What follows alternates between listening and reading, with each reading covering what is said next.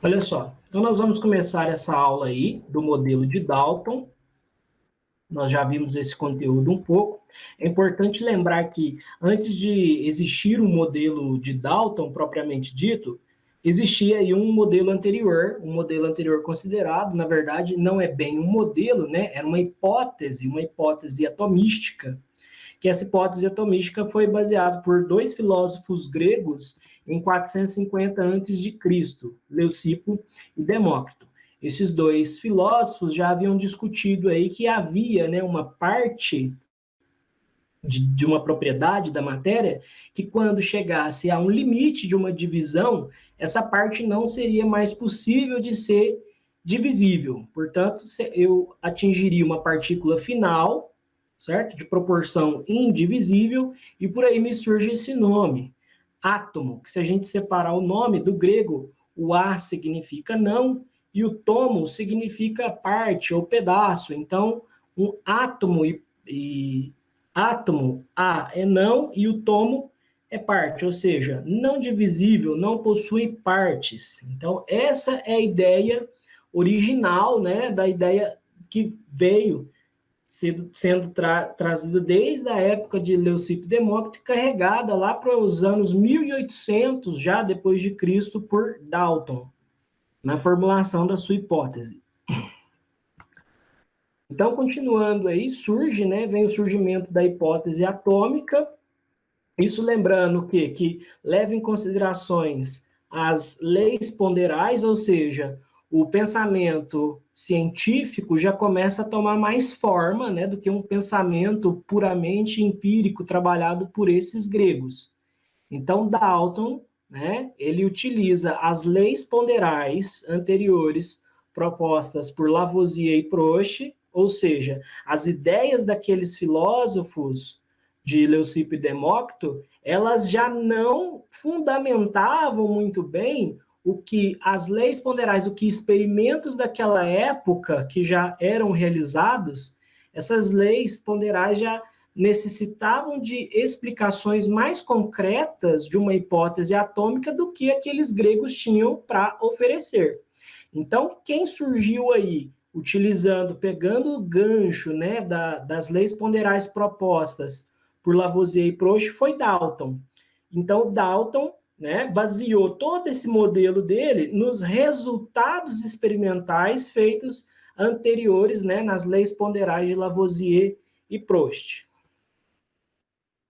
A gente começar a falar, esse modelo do Dalton ficou conhecido como modelo bola de bilhar. E esse modelo aí, ele começou a ser construído em 1803, mais ou menos ali terminou em 1808. Então, o Dalton, durante esse tempo, ele desenvolveu essa teoria, né, sobre a estrutura da matéria, só que ele preservou a ideia antiga do grego, a ideia de que os átomos, né, não eram divisíveis. Hoje, com a tecnologia, com o avanço, nós já sabemos que essa ideia, embora ainda se utilize o nome, né, a palavra átomo, essa ideia já não mais faz sentido dentro, né, da etimologia da palavra átomo, porque aí a gente está falando de uma coisa que não é divisível. Mas nós sabemos que, devido já a processos nucleares, é possível realizar, sim, a divisão de um átomo. Então, veja que o nome foi preservado, né, mas a ideia por trás já mudou. Qual que era a ideia do Dalton, né? Para o Dalton, cada átomo seria aí uma partícula extremamente pequena, maciça, indivisível e neutra. Então, se você tinha um pedaço, um grãozinho de ferro, o que ele queria dizer na ideia dele do modelo da bola de bilhar é que nós teríamos unidades esféricas, né? Por exemplo, para um pedaço de ferro, um grãozinho de ferro, ele seria constituído único e exclusivamente aqui deste metal ferro, o que seria um agrupamento de pequenas esferas maciças, né? Indivisíveis, indestrutíveis, constituídas aí único e exclusivamente do elemento ferro. Também é importante lembrar que, nessa época, já se tinha conhecimento de vários tipos de elementos, E Dalton foi um dos primeiros também a elucidar essas ideias de combinar, né, que cada elemento tinha o seu respectivo átomo.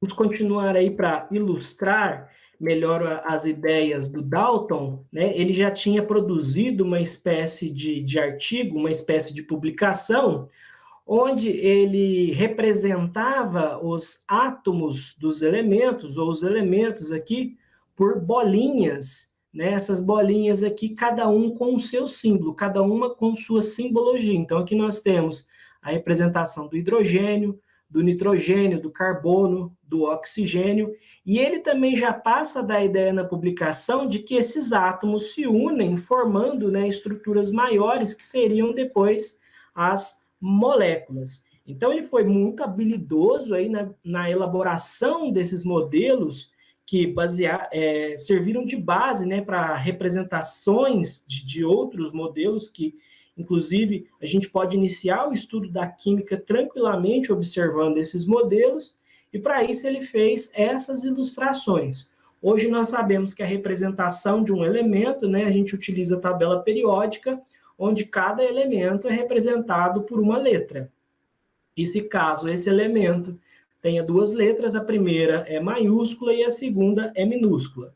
Então, nós já mudamos essa representação aí que era utilizado naquela época. Veja, então, esse modelo da bola de bilhar, ele se baseia muito, é muito fácil da gente visualizá-lo, de acordo com a exemplificação das leis ponderais, tanto de Prost quanto de Lavoisier, né? Lembrando que a lei de Prost ela era uma observação também baseada dentro da lei de Lavoisier, elas tinham que concordar entre si. O que nós vemos aqui é que se eu tenho, né, 3 gramas e 8 gramas dessas duas unidades, as duas formadas, essas duas unidades, os átomos, as unidades são preservadas e formam-se aí 11 gramas, né, deste meu produto nesse caso. E se eu tenho, por outro lado, uma proporção dobrada, aí eu aplico a lei de Proust, a lei da proporção constante, ou seja, vou ter, né, 2 vezes mais reagentes, veja que aqui passa de 3 para 6, de 8 para 16, portanto, eu tenho que ter 2 vezes mais produto. Neste caso, esse modelo, ele é bem didático do ponto de vista da gente utilizar essas bolinhas mesmo. Na verdade, essas bolinhas era, de fato, a ideia de Dalton para exemplificar o modelo daquela época. Bom, então a teoria atômica do Dalton, como nós falamos, ela partiu da observação, né, feita a partir das experimentações das duas leis anteriores, a de Lavoisier e Proust. Então, a partir de 1803, aí ele começa a surgir com essas suas ideias, né, que nós não podemos necessariamente chamar de modelo atômico ou que fosse uma teoria atômica. Na verdade, não existe aí o que a gente define como uma teoria de fato atômica para aquela época, né? Na verdade, o que a gente poderia chamar era de uma hipótese atômica, porque essa representação do átomo que eles tinham, né, era baseada em hipóteses, e para descrever uma coisa que é mais ou menos incerta, hipotética, eles teriam que utilizar modelos. Então, por isso que eles chamavam de modelos, e esses modelos eram afirmados através de postulados.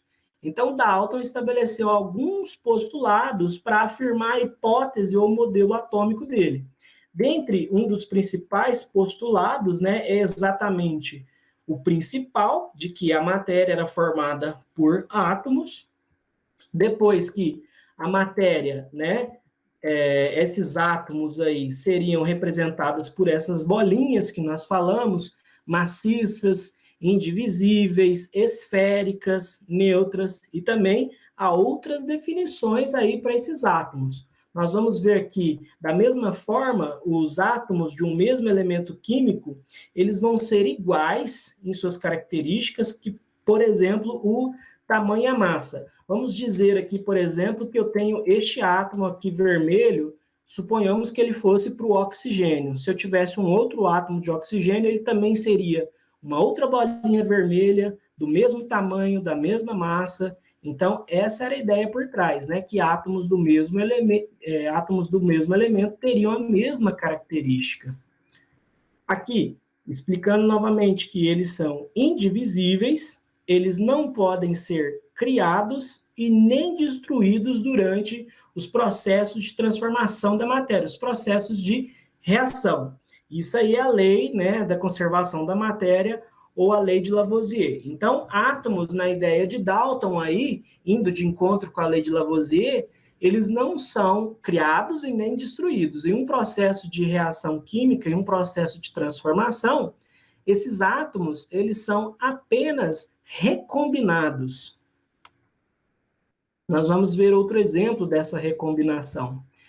E ele diz também, né, que há na natureza átomos diferentes, com massas também diferentes, que representam cada elemento químico, ou seja, cada elemento químico tem o seu átomo respectivo, com a sua respectiva massa e com seu respectivo tamanho. Por exemplo, o que nós falamos é que se a gente representar aqui o átomo de hidrogênio por essa bolinha branca, o de flúor pela verde, o de oxigênio vermelho, o carbono pela pretinha aqui, todos os átomos de carbono, para o carbono, o elemento carbono, terão que ter esse aspecto, ok? Assim como o de qualquer um outro elemento. A substância simples, agora a gente passa a entender um pouco pelo lado da combinação atômica, né, da formação das substâncias.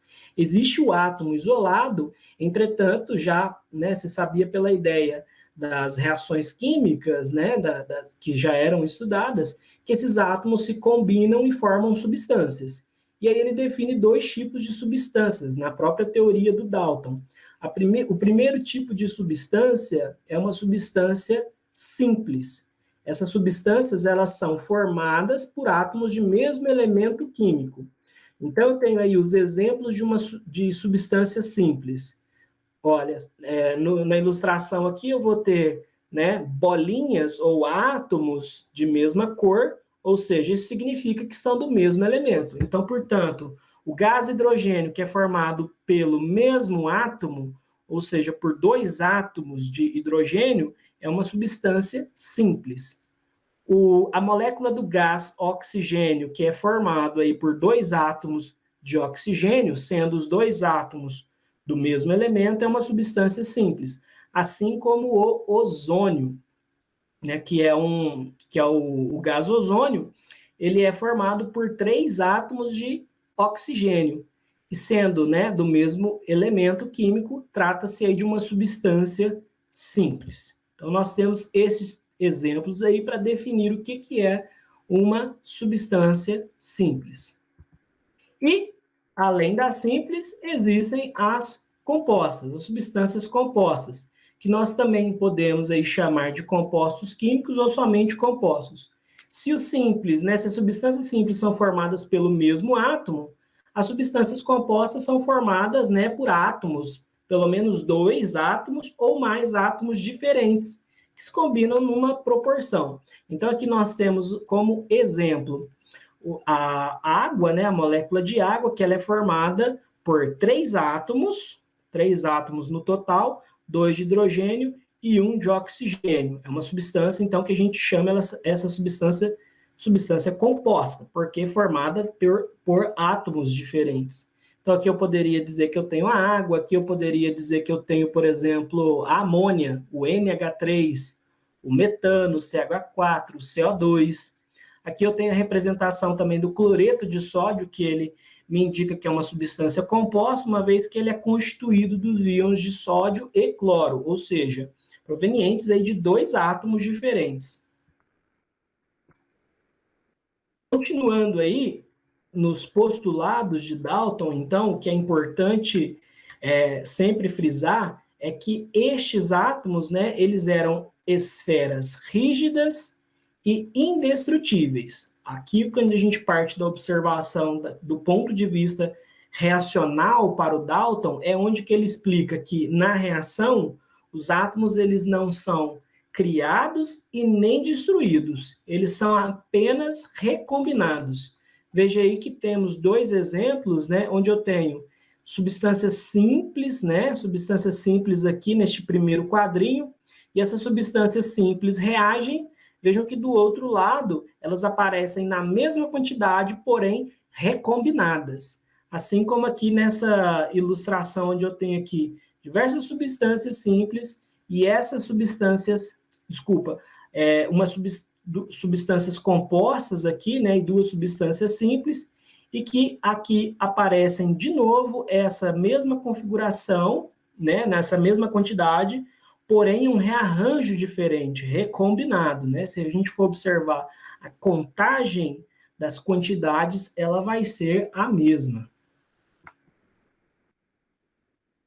Então, a gente começa a resolver aí os exercícios dessa semana, a semana 1 desse volume 3 do PET, e no exercício 1 já começa dizendo assim, visto que a gente já viu a teoria suficiente aí para desenvolver esses exercícios. Em um ele diz o seguinte: Dalton foi considerado aí o primeiro cientista a fazer proposições sobre a teoria atômica, pautada, né, em investigações científicas. Os primeiros atomistas gregos, né, que eram Leucipo e Demócrito, propunham suas ideias embasadas por questões filosóficas ao refletir sobre o modelo do átomo. Sobre o modelo de Dalton, responda. Então, lembrando aí que o modelo de Dalton, ele já partia do pressuposto, né, que já havia uma observação experimental de caráter científico desde as leis ponderais. Então, ele pergunta o seguinte em A: o que significa a palavra átomo? O significado da palavra átomo, né, ele carrega aí o sentido grego da palavra, né? Veja que essa palavra vem do grego e significa indivisível. Ela já é utilizada, né, pela primeira vez desde os filósofos lá da Grécia, que eram baseados em puramente argumentos filosóficos, e que eles propunham que essas coisas, né, todas as coisas eram formadas por partículas muito pequenas e indivisíveis, por isso o nome átomo, mas sem embasamento científico nenhum. Inclusive que nós falamos que essa palavra, esse termo átomo, embora ele permaneça, ele não faz mais jus, né, ao nome, ao sentido do que é fisicamente mesmo, na natureza, o átomo. Na alternativa B, ele diz o seguinte: faça uma representação do modelo atômico de Dalton segundo os postulados estudados. Nós podemos responder essa questão utilizando aí esses 4 representações desses átomos diferentes, por quê? Primeiro que, para fazer uma representação do modelo de Dalton, basta a gente tentar representar uma esfera, né? Neste caso aí, uma esfera, se eu tiver claro, né? No plano aqui é essa bolinha, esse círculo aí, mas a gente pode dizer que para outro postulado, né? Átomos de diferentes elementos têm diferentes tamanhos. Então, é o que eu quis representar aqui na resolução dessa atividade, para tentar exemplificar melhor tanto a representação quanto outros postulados aí indicados para que a gente responda nessa questão, nesse item B.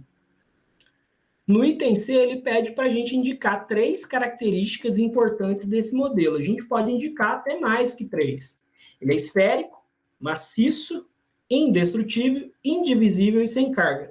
Essa ideia do indestrutível, maciço, ele nos remete muito ao que ele queria dizer, que é o modelo da bola de bilhar, né? Quando a gente tem a visão, a impressão de pegar uma bola de bilhar, a gente tem a impressão que aquilo, né? É lógico que ela é maciça, mas a gente tem a impressão que ela é indestrutível, muito resistente. Essa era a ideia, né, de Dalton, uma vez que a unidade atômica ela era conservada em uma reação, né? Ela não podia ser destruída. Claro que em níveis reacionais que eram feitos naquela época, para aquele momento. O exercício 2, ele dá um esqueminha aí, uma ilustração, pede aí que, considerando o sistema a seguir, a gente responda aqui os itens A, B, C e D. Então, o que ele me fornece aqui nessa imagem? Ó, 2 átomos aqui unidos formando uma substância simples, 2 átomos unidos formando uma substância simples. Por que eu digo que são, né, uma substância simples? Porque são da mesma cor, né? Eu tenho bolinhas representando átomos, bolinhas mais escuras e bolinhas mais claras. Aqui eu tenho outra substância simples, veja que essa substância aqui, este composto é igual este aqui, né? E aqui nós temos uma substância composta, né? Porque nós temos a junção aqui de dois átomos diferentes. Então, no item A, ele pergunta assim, qual é o número de átomos presentes? Qual é o número de átomos presentes? É a quantidade total. Então, eu tenho 1, 2, 3, 4, 5, 6, 7, 8. É o número total de átomos. Existem 8 átomos aí nessa ilustração. Independente do que seja, se seja átomos escuros ou claros, existem 8 átomos. No item B, qual é o número de elementos? Qual é o número de elementos? Só dá para eu distinguir aí o número de elementos através da cor, uma cor clara ou uma cor escura. Então, como eu tenho dois tipos de tonalidade de cor, aí eu digo que eu tenho dois elementos, o elemento claro e o elemento escuro aqui. O item C, qual o número de substâncias? Agora sim, existe uma substância simples, duas substâncias simples, três substâncias simples e uma substância composta. Então, no total, são 4 substâncias no geral. Não está especificado qual o número de substâncias. E qual o número de moléculas? Também são 4 moléculas, né? Conferindo aí no gabarito, nós vamos ver aqui o item A, aí, ó, há 8 átomos, né, representados pelas bolinhas. Temos aí, né, no item B, 2 elementos que ele perguntou. E na letra C, ele está perguntando qual o número de substâncias, aí no caso, o número de substâncias diferentes, né, visto que essas aqui são da mesma substância. Então, seria que, no caso, poderia ser uma pergunta feita de maneira melhor, aí, qual o número de substâncias está coincidindo com o número de moléculas aqui na minha interpretação. Mas seria o número de substâncias diferentes, né? Existem uma, duas, 3 substâncias diferentes, visto que essas duas aqui são da mesma substância. E o item D, o número de moléculas é 4, que é o número total de moléculas, né? Pega aí todas as substâncias. Ok? Então, esse aí é a atividade 2. Atividade 3, ela diz o seguinte, me dá 5 alternativas e pede aqui qual das minhas alternativas vão conter somente substâncias simples. Então, dessas 5 alternativas dadas aí, nós vamos lembrar o que é uma substância simples, formadas, né, pelos átomos do mesmo elemento. Então, nós vamos procurar aqui em A. Veja que em A eu tenho a água, hidrogênio e oxigênio. Essa aí já não pode ser uma alternativa que contém somente substâncias simples, porque a água é uma substância composta, assim como aqui o ácido clorídrico, HCl, e o óxido de cálcio. É hidrogênio e cloro, cálcio e oxigênio. Ou seja, aí no item A todos são substâncias compostas, né? No B, eu tenho a água, que é uma substância composta, então essa alternativa não pode ser. Eu tenho o ouro, que é o átomo puro, né? O átomo de ouro, e o potássio, que é o metal potássio. Aqui nós vamos entrar numa observação do seguinte: alguns metais e alguns gases, por exemplo, o gás hélio, né? Ele pode ser aí entendido, né, como a unidade monoatômica dele, como a sua própria substância. Nós vamos entrar nesse detalhe e ver que, para essa questão, já que nós abordamos aqui esse tópico aqui, onde os metais representam, né, os metais, o hélio, representam a sua própria substância e outros também gases nobres, tá? Então, átomos que podem permanecer, estar somente sozinhos, isolados, né? Representam aí para a gente como se fossem substâncias simples. Então, nós temos aí, além desses elementos aqui, desses metais, né, o hélio ou outro gás nobre, nós vamos ver que se a gente utilizar o hélio, se a gente tomar o hélio como explicação para isso, ele representa simultaneamente o próprio elemento químico e ele também representa, né, simultaneamente, ao mesmo tempo, a sua molécula, a sua substância simples, que é o hélio. Então, um átomo de hélio também representa a molécula de hélio, assim como para os outros, né, metais ou outros gases nobres, a própria entidade atômica ali representa a sua própria substância ou molécula. Então, visto aqui para as outras alternativas, veja que aqui eu tenho água, já não me serve, né, substância composta. Alternativa D, eu tenho um metal, o ouro, o ferro, outro metal, e o oxigênio. O oxigênio seria como se fosse aqui, né, uma substância simples formada por átomos do mesmo elemento. E no item E, o que eu tenho? Ó? Hidrogênio poderia ser substância simples. O cloro, gás cloro, poderia ser cloro com cloro, né? Mesmo átomo, mesmo elemento. E aqui eu tenho NaK, uma substância composta, né? Essa substância aqui. Então, não é possível de ser a alternativa E. Então, portanto, a alternativa D para essa questão.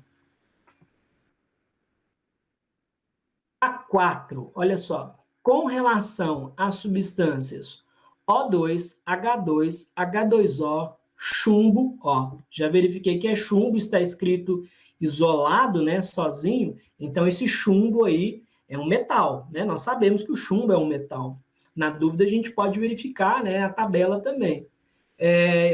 Dióxido de carbono, CO2, ozônio, que nós já vimos a estrutura, óxido de cálcio e enxofre 8, S8. Podemos afirmar que, então, tem as alternativas. Antes da gente passar para as alternativas, vamos encher aqui, né, com a representação de todas essas substâncias aí para a gente ver quem que são elas, né? Como é que é a forma delas aí. Nós temos primeiro o oxigênio, substância simples, o hidrogênio, substância simples, a água, substância composta, o chumbo, que embora seja aí a substância monoatômica, né, ele é considerado a sua substância, sua própria substância. Neste caso, nessa visão, o ozônio, substância simples, gás carbônico composto, óxido de cálcio é o cálcio com o oxigênio, é composto, e o enxofre, uma molécula de enxofre que tem 8 carbonos. Então, 8 átomos de enxofre na nossa molécula de enxofre aí, para que eles ficam agrupados dessa maneira. Então, alternativa A, todas são substâncias simples? Nós sabemos que não. Aqui aparece gás carbônico, óxido de cálcio, água, ou seja, substâncias formadas por diferentes elementos. B, somente oxigênio, então oxigênio, H2 e O3 são substâncias simples? Não. O chumbo também é uma substância simples e o enxofre também é uma substância simples, porque são formados do mesmo elemento.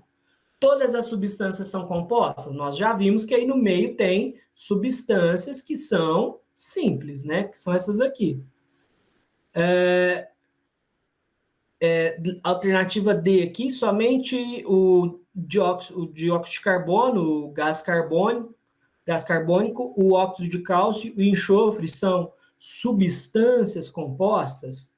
Então, ó, nós já vimos aqui no meio, quem que está aqui, ó, o enxofre, o S8, ele não é uma substância composta, é uma substância simples, né? Então ele está aqui colocado de maneira errada também, né?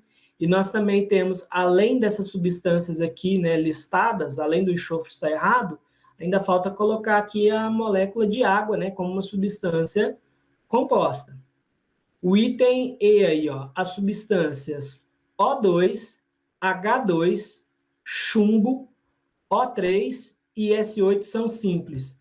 Essa aí é a minha resposta. Está de acordo aí?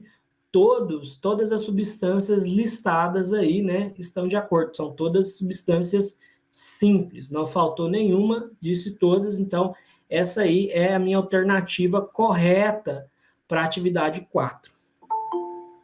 Então, agora, a atividade 5, ele pede aí para a gente explicar qual a diferença entre as seguintes notações químicas. Notações químicas é a forma com a qual a gente está escrevendo isso aí, né?